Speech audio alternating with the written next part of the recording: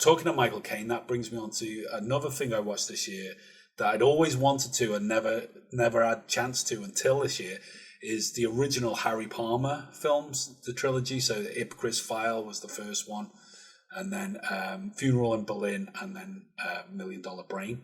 Watched all three of them this year. There's more as well to see, that they sort of continued the stuff on in the 90s, kind of TV movie style stuff. I haven't seen them yet. I will watch them at some point, but the original three, especially the first one, Ipcress File, it was such a answer to James Bond. You know, talking about what you just said, it's like British realism. Well, this is a sort of typification of that in terms of that kind of espionage thing. It's much more in line with something like Tinker Tailor Soldier Spy than it is with James Bond. It's more sort of like pen pushers that have to fill reports in, and a lot less action and silly gadgets, but at the same time, that same sort of 60s Cold War espionage element to it all.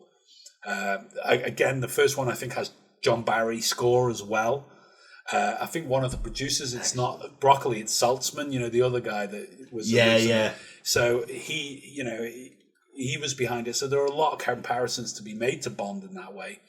But whereas Bond is always fantastical, this kept it a lot more sort of, you know, in the gritty sort of back streets of London, on the subways and all that sort of stuff. Really enjoyable. I know you haven't had a chance to see them yet yourself, but all three of them are worth seeing. By the time we get to the third one, actually, $1 Billion Brain, it's getting a little bit more like James Bond there. You've got Ed Begley playing the main bad guy in it, and he is this kind of like, it's like Blofeld cross with General Patton.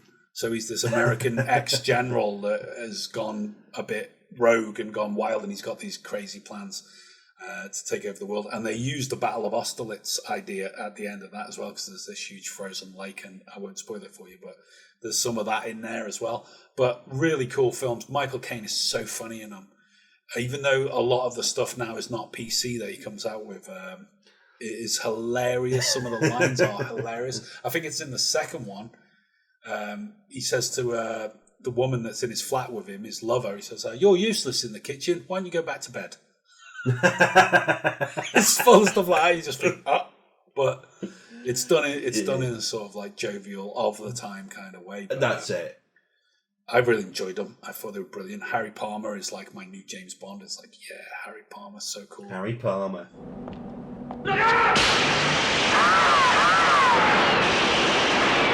If you have enjoyed this video, please consider supporting us at buymeacoffee.com or join us on Patreon. All links below.